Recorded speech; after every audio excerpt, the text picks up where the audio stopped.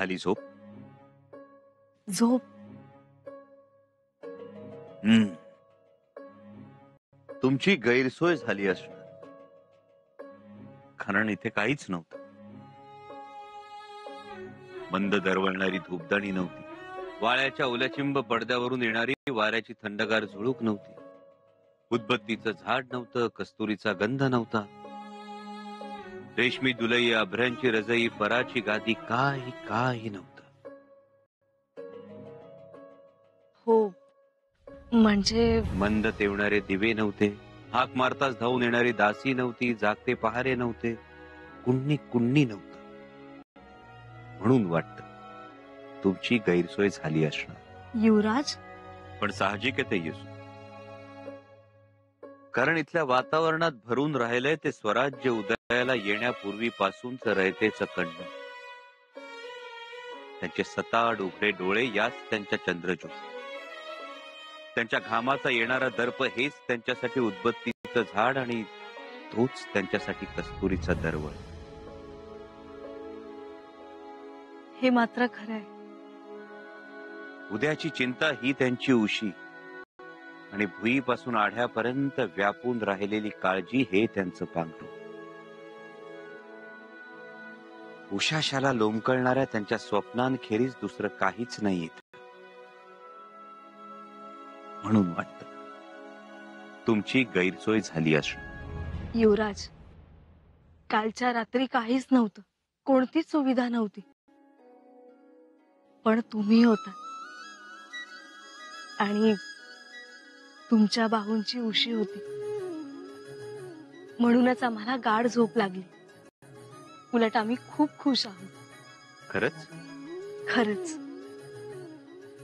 युवराज, आम्हाला महालाच्या 4 भिंतीं पलीकडचं जग पाहायचं होतं, ते आम्ही आज अनुभवलं. आणि गैरसोयीचंच म्हणाल तर गेली 500 वर्ष गैरसोयच होती, ती सगळ्यांनीच सोचली. मग एक दिवस आम्ही सोचली तर त्यात एवढं कौतुक काय? येसू, खरं तर कुलमुखत्यार आहोत आम्ही. रयतेच्या दुःखांची ओळख आम्हाला यापूर्वीच व्हायला हवी होती. जर रयत आम्ही एवढ्या जवळून पाहिली, अनुभवली, तरच आमच्या जवळचा शिक्काही निर्धास्तपणे उमटू शकेल.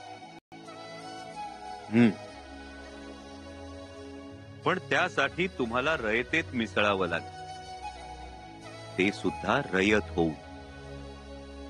पण कसं मिसळावं? आमची तर खूप इच्छा आहे. तुमची इच्छा पूर्ण होईल, पण कशी? बघत राहा.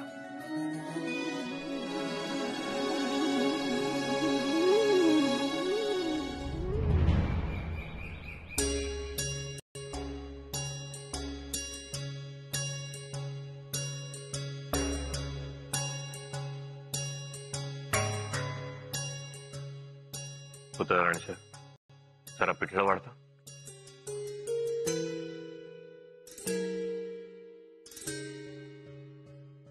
पुतळाराणी साहेब, काही म्हणालात?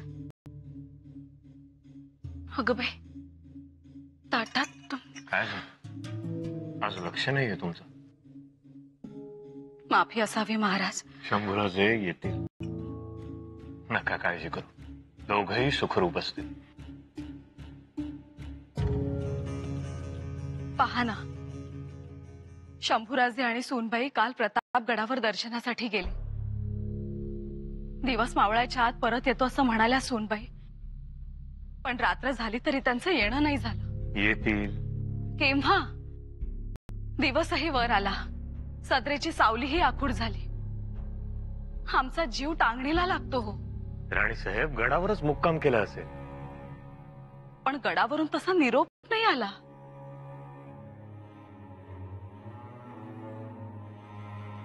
म्हणजे ते गडावर नाहीत तर मग कुठे गेले असतील? तोच तर घोर लागलाय आम्हाला. कोणा रयतेच्या घरी तर थांबले नसतील, कदाचित थांबलेही असतील. पण आम्ही म्हणतो, एकटे असाल तर राहा कुठे, पण सोबत सूनबाई आहेत, त्या कशा राहतील? आणि त्यांचं असं राहणं चांगलं आहे का? तुमचा मुद्दा रास्त आहे, पण तुम्ही नका काळजी करू. ते आपल्या रयतेच्या काळजाचा तुकडा आहे. रयत त्यांना आणि सूनबाईंना फुलासारखं जपते.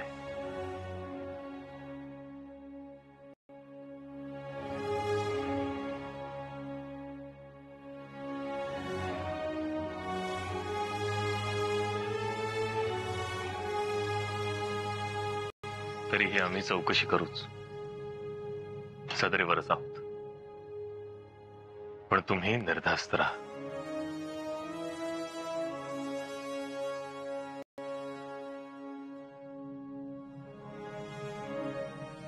पोर आणि सोनबाई घरी आले नाहीत आणि आम्ही निर्धास्त राहावं. एकतर ते लगेच दृष्टावतात आणि दुसरं, जिथे जातील तिथे संकट त्यांचा पिछा करत त्यांच्यापर्यंत पोहोचतच.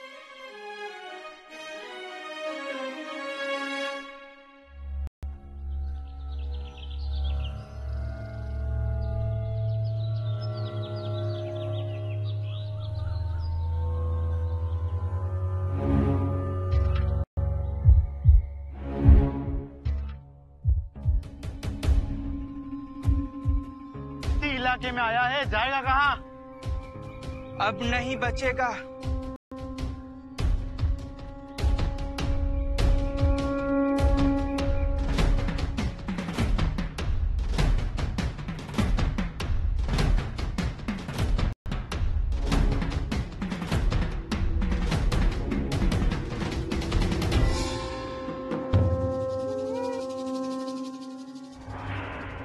कारभारनी,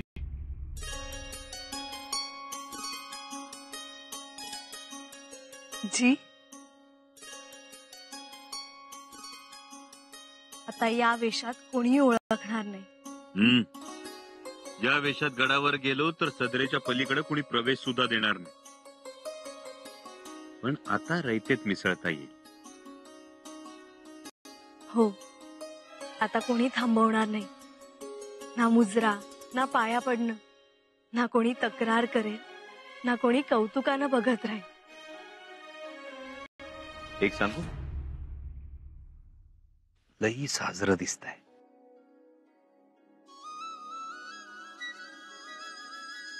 आम्ही पण आमच्या मनातलं सांगू.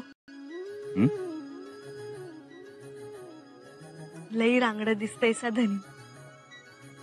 धनी भाई धनी, थांबा, दृष्ट लागल बघणाऱ्याची. तीट लावू द्या.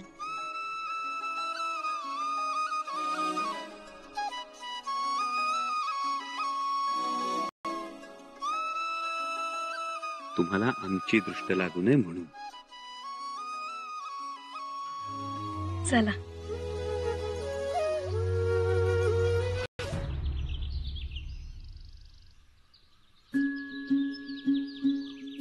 युवराज,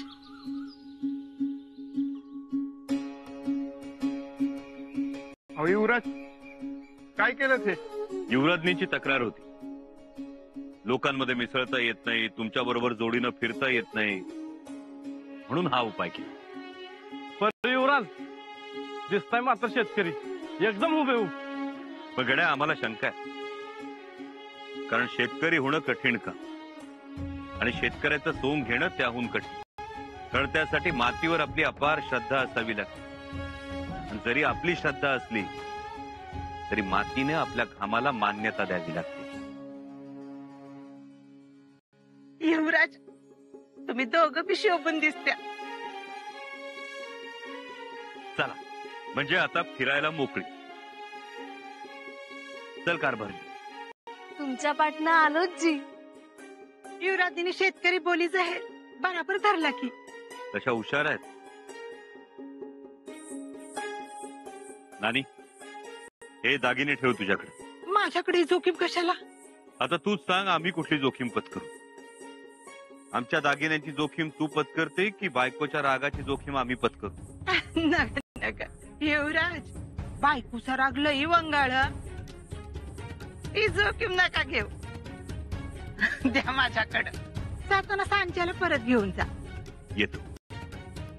युवराज, आशीर्वाद द्या. नको नका, अजिबात पाया नका पडू. अहो माझी पुण्याई कमी होईल ना. युवराज, तुम्ही आमचं मायबाप, मीच तुमच्या. नानी युवराज नाही, लेकरू समजा. लेकरा परत कवा येशील र? परत आम्ही या घरात पाऊल ठेवणार नाही. म्हणजे काय चुकलं माझं गरीबाचं?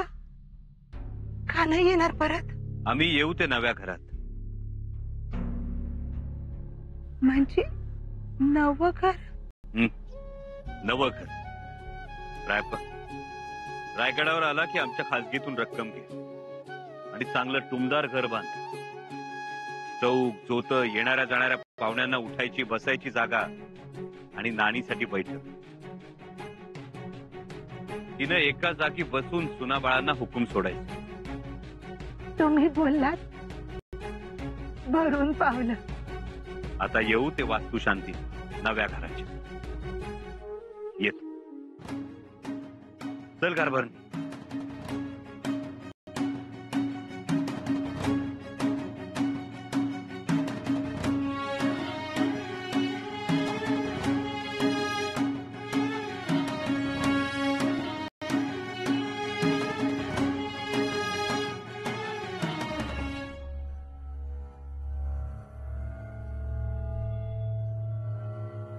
माई,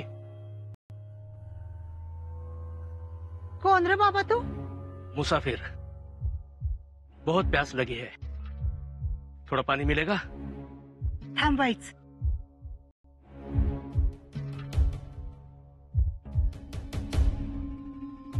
घे बाबा.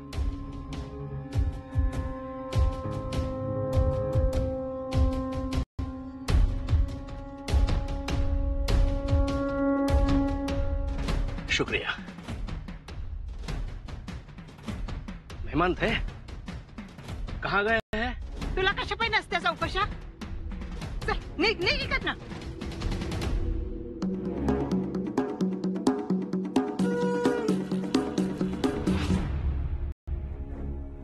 ज्योत्याजी, जी युवराज. पुढची वाट निर्धोक आहे का पाहून घ्या. जी.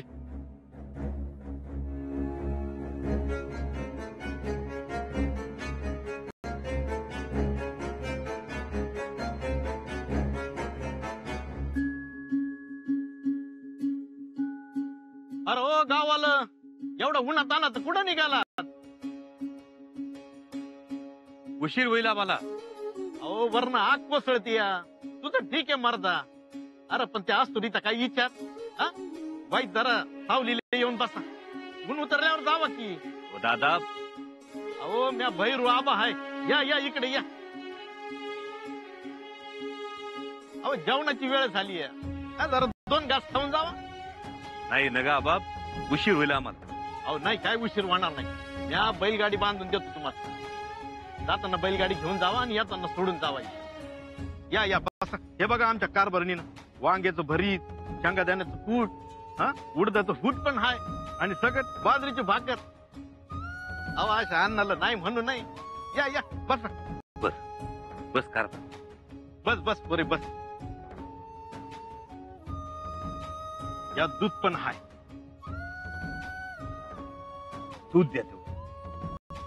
घ्या, पाहिजे ते घ्या.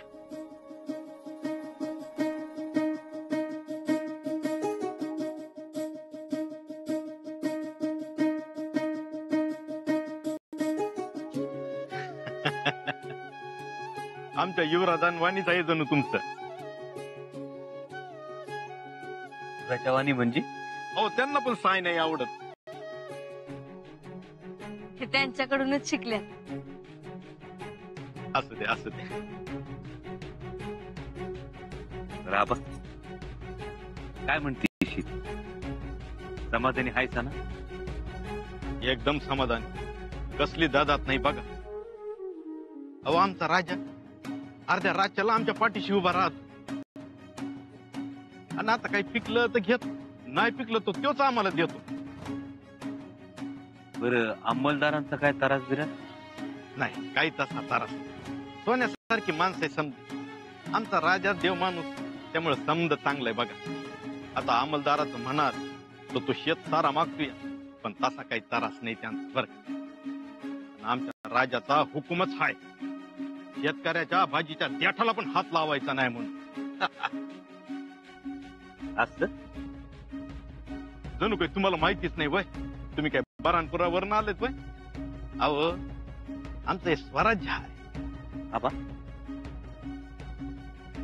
कस काय जमतं तुमच्या राजाला? म्हणतात ना, ऐशी कळवळ्याची जाती लाभावी ना करी फिरती, असा आहे आमचा राज.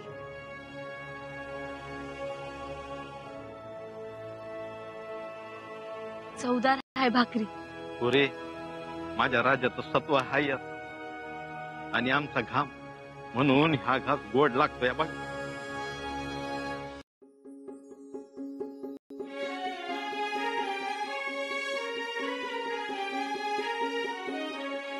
आबा येऊ आता. बैलगाडी झुपून देतो ना. अहो नग आमची माणसं गेली मोर. आता तुम्ही इथवर आलात, तिथं हाकेच्या अंतरावर एक जागृत देवस्थान, देवाचं दर्शन घ्या. पण त्यास काय मागू नका, न मागता समजा काही देत होतो.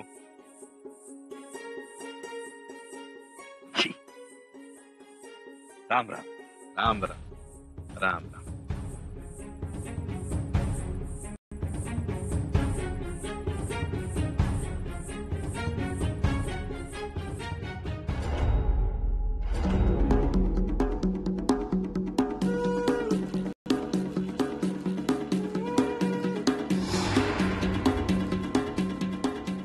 राया ते बघ मंदिरात कोण चाललंय. आता तुम्ही यालाच म्हणून समज. येऊ दे बाहेर.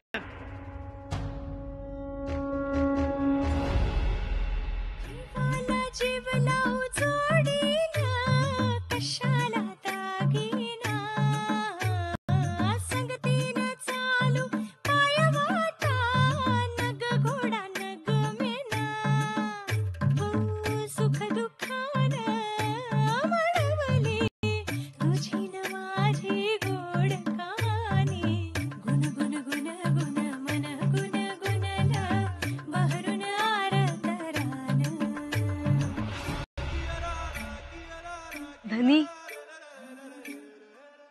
आज पहिल्यांदाच आम्ही खूप खुश आहोत.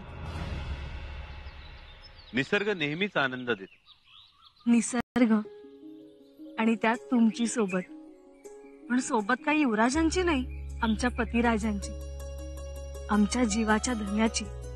येसू ना काल आज कोणती आदब, ना कोणता दागिना, ना युवराजांची महावस्त्र, ना कोणता मानकरा.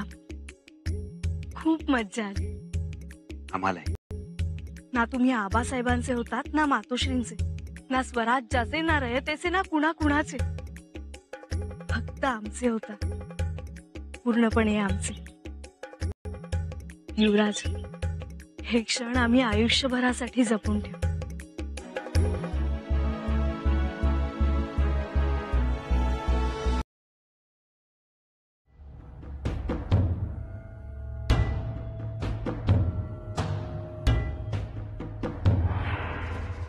धर त्याला. खबरदार, हमें रोको मत. आज काय करत होतास? मेरी मर्जी. कोई तकलीफ? राया आज बघ काय टाकलंय का, काय वाटवलंय का. मी बघतो याला सोडत नाही.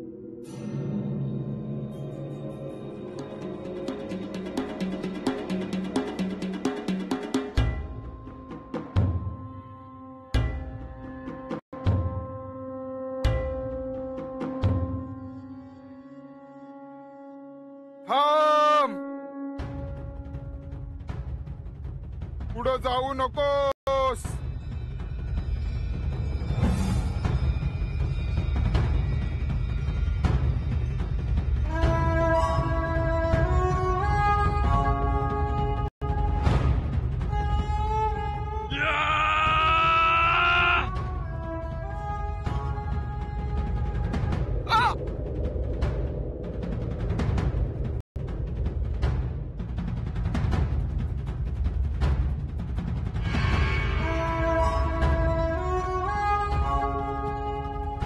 बच्चे हो, बच्चों की तरह रहो। आता येशील वटणीवर जवळ बघ कोण आले।